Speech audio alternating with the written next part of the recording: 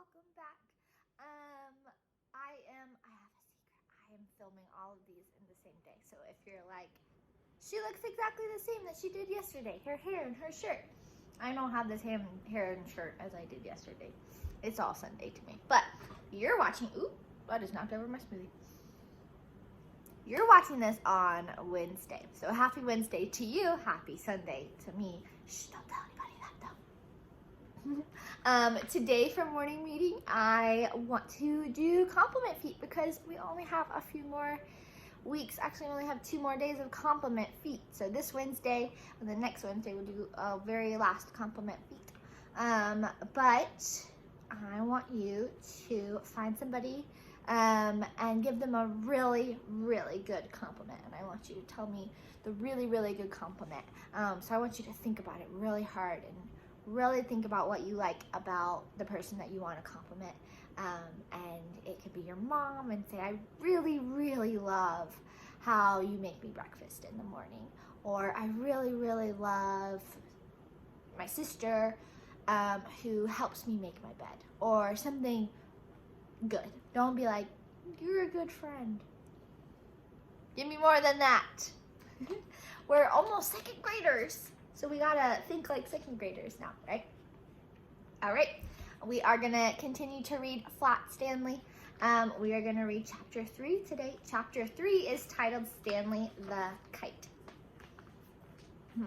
I wonder what this chapter is about. Stanley the Kite. Do you think he turns into a kite? We will see. Mr. Lambchop had always liked to take the boys out with him on Sunday afternoons to a museum or roller skating in the park, but it was difficult when they were crossing streets or moving about in crowds. Stanley and Arthur would often be jostled from his side, and Mr. Lambchop worried about speeding taxis or that hurrying people might suddenly knock them down. There's Stanley all rolled up. It was easier after Stanley got flat. Mr. Lambchop discovered that he could roll Stanley up without hurting him at all. He would tie a piece of string around Stanley to keep him from unrolling and make a little loop in the string for himself. It was as simple as carrying a parcel, and he could hold on to Arthur with the other hand. Stanley did not mind being carried because he had never much liked to walk. Arthur didn't like to walk either, but he had to. It made him mad. On Sunday afternoon in the street, they met Ralph Jones, an old college friend of Mr. Lambchop's. Well, George, I see you have brought some wallpaper, Mr. Jones said. Going to decorate your house, I suppose? Wallpaper, said Mr. Lambchop. Oh, no, this is my son, Stanley. He undid the string and Stanley unrolled. How do you do? Stanley said. Nice to meet you, young fellow, the man said. George, he said to Mr. Lambchop, that boy is flat. Smart, too, Mr. Lambchop said. Stanley is 3rd from the top of his class in school. Phooey, said Arthur. This is my younger son, Arthur, Mr. Lambchop said, and we will apologize for his rudeness. There is Stanley all rolled up, shaking George's hand. Arthur could only blush and apologize. Mr. Lambchop rolled Stanley up again, and they set out for home. It rained quite hard while they were on the way. Stanley, of course, hardly got wet at all, just around the edges, but Arthur got soaked. What do you think that made Arthur feel? Late that night, Mr. and Mrs. Lambchop heard a noise out in the living room. They found Arthur lying on the floor near the bookcase. He had piled a great many volumes of the encyclopedia on top of himself. Put some more on me, Arthur said when he saw him. Don't just stand there. Help me. Arthur's trying to make himself flat. You think it's going to work? Mr. and Mrs. Lambchop sent him back to bed, but the next morning they spoke to Stanley. Arthur can't help being jealous, they said. Be nice to him. You're his big brother after all. The next Sunday, Stanley and Arthur went to the park by themselves. The day was sunny, but windy too, and many older boys were flying beautiful, enormous kites with long tails made in all the colors of the rainbow. Arthur sighed.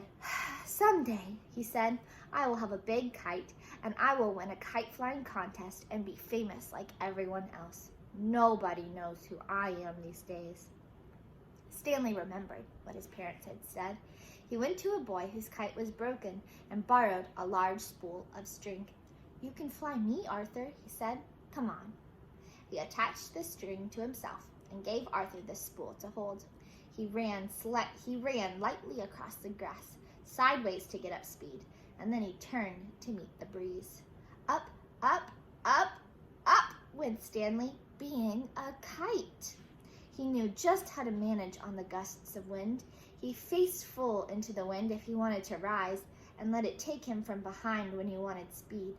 He had only to turn his thin edge to the wind carefully, a little at a time, so that it did not hold him, and then he would slip gracefully down toward the earth again. Arthur let out all the string, and Stanley soared high above the trees, a beautiful sight in his red shirt and blue trousers against the pale blue sky. Everyone in the park stood still to watch. Stanley swooped right and then left in long matched swoops. He held his arms by his side and zoomed at the ground like a rocket and curved up again toward the sun. He side-slipped and circled and made figure eights and crosses and a star. Nobody has ever flown the way Stanley Lambchop flew that day. Probably no one ever will again. After a while, of course, people grew tired of watching, and Arthur got tired of running about with the empty spool. There's Stanley flying. Stanley went right on, though, showing off. 3 boys came up to Arthur and invited him to join them for a hot dog and some soda pop. Arthur left the spool wedged in the fork of a tree. He did not notice, while he was eating the hot dog, that the wind was blowing the string and tangling it about the tree.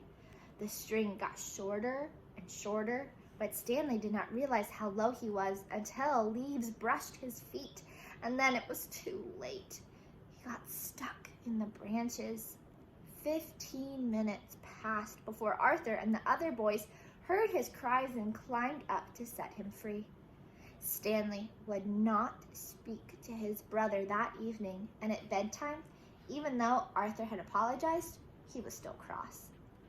Alone with Mr. Lambchop in the living room, Mrs. Lambchop sighed and shook her head.